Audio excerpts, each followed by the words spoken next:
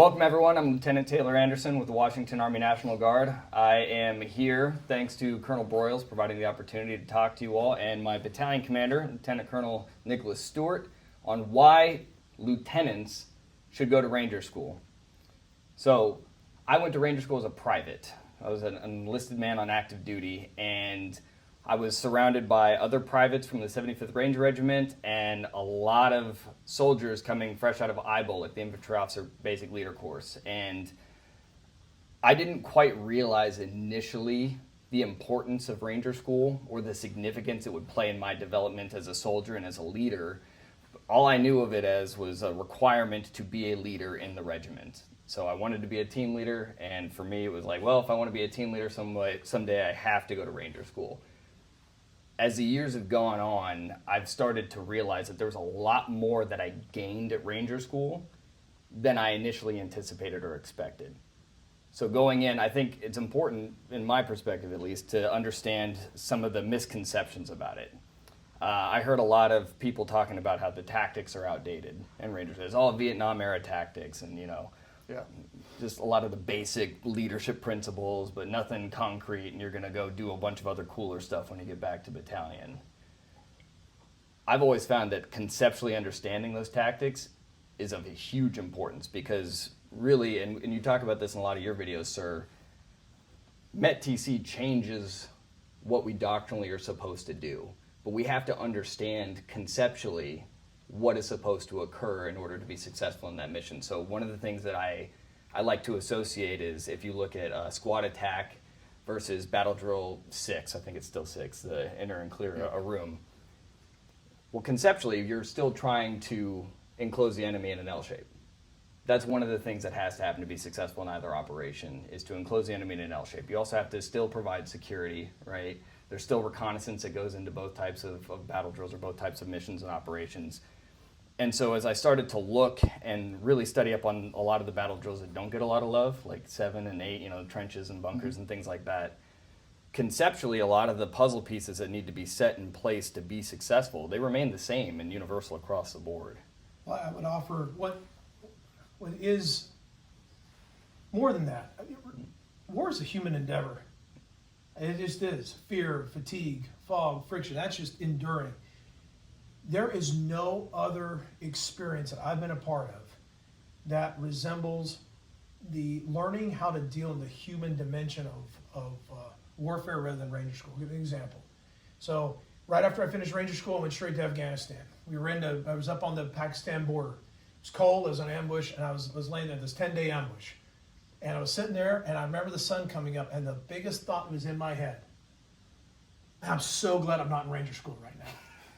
Like, it was Ranger School. I remember when I went to there, they said, hey, this is much harder than you'll see in combat. Absolutely true. And ever since then, no matter what I've done since, I've always had the confidence, like no matter how bad the situation was, the thought that always came back in my head is, this is a lot better than Ranger School. I've done that. This is nothing. Have you ever had Ranger School nightmares? Oh, yeah. Yeah. I read a story where a person was in Vietnam, and he actually did that. I can't remember what the story was. He said he woke up, he was in Vietnam, and he woke up in terror because he said, oh, thankful I'm in Vietnam. I'm not at Ranger School. So you don't get, that to me is one of the hugest benefits of that. What do you think, Nick? Oh, I agree, sir. I went to Ranger School. I'd already been a squad leader in Iraq. I went through OCS, went through IBOL, and I was cocky. I was like, what am I going to learn there? I've already done it. I've been a squad leader. I've been to combat. I've done all these things, and it's a tough course. And I learned so much in my time there. I was surprised at how much I didn't know. And a huge piece of that, like you were saying, sir, is that human dimension. It's dealing with people when they're at their worst. They're fatigued. They're hungry. They're worn out. They're stressed because they don't know if they're going to graduate or if you're going to graduate, and trying to work under that operating environment. I learned a tremendous amount from it. Yeah, and the tactics, sure, are they still relevant? I don't know. When is an ambush, when is a raid not irrelevant? When is a squad attack not irrelevant? I don't know.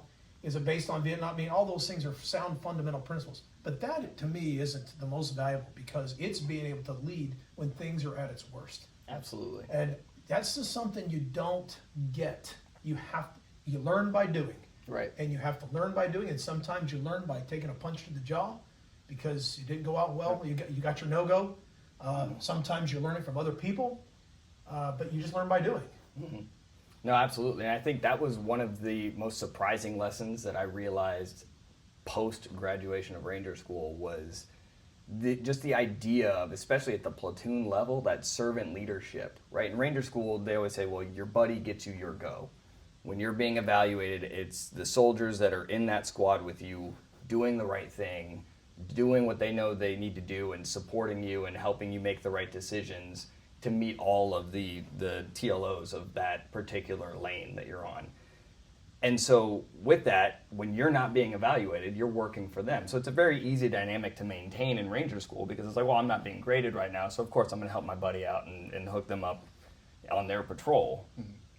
But I came back, and when I was first given a fire team, and I think it's even more true when you get a platoon, mm-hmm. a full platoon of soldiers, I still have to maintain that mentality, right? It's mission first and people always is a saying that I've heard quite a bit in the military, and it's very, very true. Like, the mission has to come first, but I need to take care of my soldiers.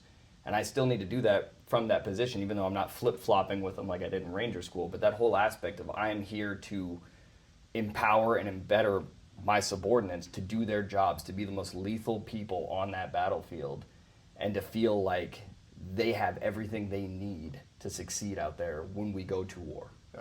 I'm interested, why do you think a lieutenant should go to Ranger School? So I'll tell you, sir, what I tell my lieutenants. So I tell this to just about every incoming lieutenant into the battalion. You will learn more there in 60 days than I can teach you in 4 years. And it's the repetition. I can't replicate the stress, I can't replicate the inter-squad platoon dynamics, and I can't do it every day for 60 straight days. It's planning, it's movement, it's execution, actions on, consolidate, reorganize, do it again, rinse and repeat, rinse and repeat. And I've often told my lieutenants that it is, to my perspective, it is more critical that a National Guard lieutenant goes, because we get so fewer reps, that you are going to lean on those repetitions all the way through your platoon leader time, all the way through your company command time, and even well beyond that. I still lean on things I learned at Ranger School as a National Guardsman. So if you want to be the best platoon leader that you're capable of being, why would you not go chase that challenge and get that training? Absolutely, sir.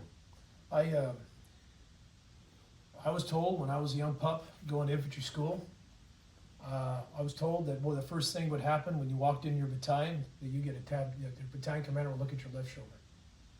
Sure enough, there I was. Like I said, I went straight to Afghanistan. When I met my battalion commander, the first time he looked, he went like this. After he did, he says, "Oh, welcome." He had to sit down. Yeah. And I've thought about that a lot. And I tell you, when someone asks me why an infantry lieutenant why you should go to Ranger School, I'd say two things. One, whether you like it or not, this is a fact. When I see a young infantry leader come and see me and sit down, I see a Ranger tab, what do I know about that person? I know right away they're tough. I know they're tough. Two, I know they don't quit. Three, I know they're willing to risk it all. I tell you, nobody wants to go to that school and come home and not pass. I mean, that's hard for anybody. But just like when you go out the wire, it's kind of similar. When you go out the wire in a combat operation, it's similar in that you are risking all your future tomorrows.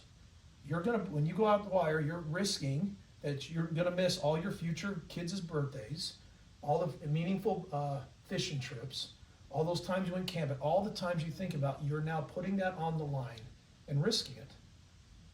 You might not come back. That's just a fact. Mm-hmm.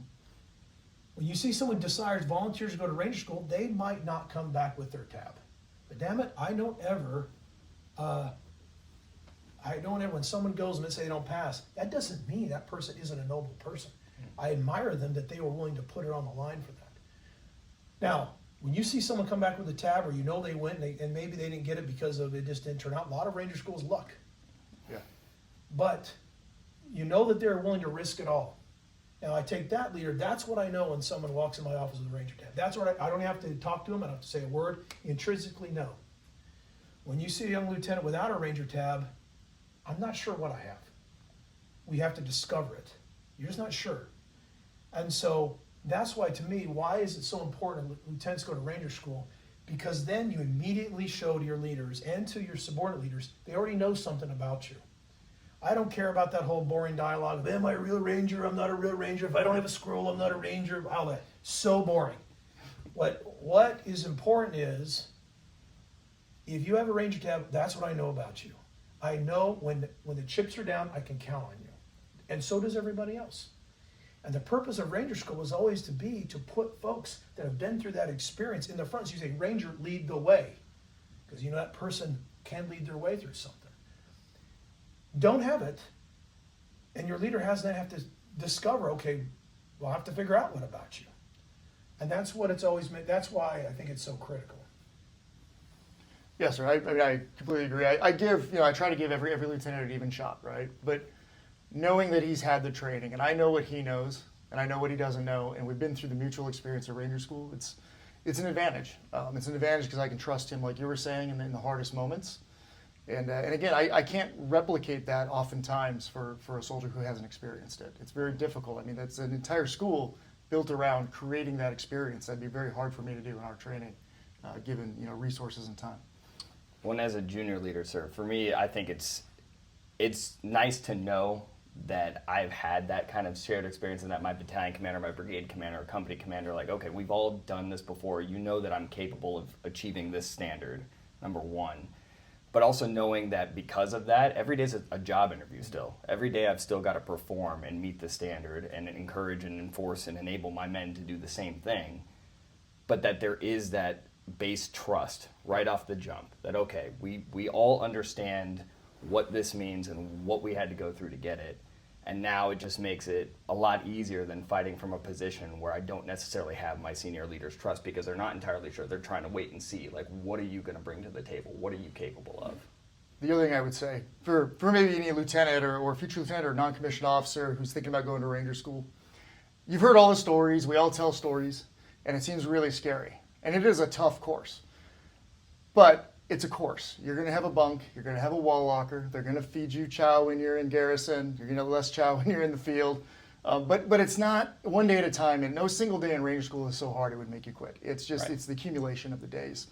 And, about 50% graduate. So your odds are not terrible if you go down there fit and mentally ready to go.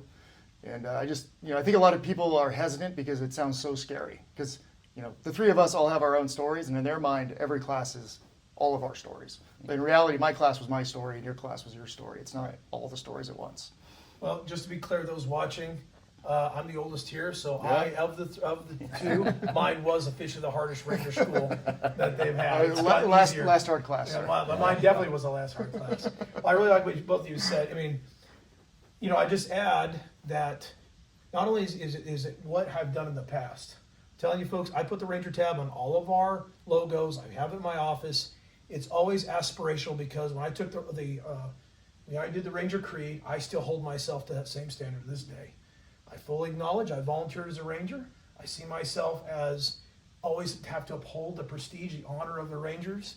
I see myself, I have to be able to outfight, walk further, fight harder than any other soldier. That my courtesy to superior officers will be second to none.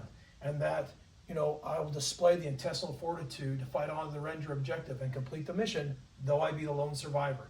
Every morning, I still live up to that ethic. So it's not just what I have done. It still inspires me that I'm closing on 5-0 of who I need to be continually. So it's not just what you've done. It helps you. Like my son always says, you got to be a tab bearer, not a tab wearer. Absolutely. So it's not a one-time thing. It's something you always keep yourself to that standard. You should through the rest of your life. Well, and that's actually, there was a saying that we had in regiment, the tab is a school, the scroll is a way of life. But I've always challenged people, especially, because I've spent most of my career now in the National Guard. Like, you have that tab, that should be a part of your way of life. Agreed. Anything else, Highlander 6? Go to Ranger School.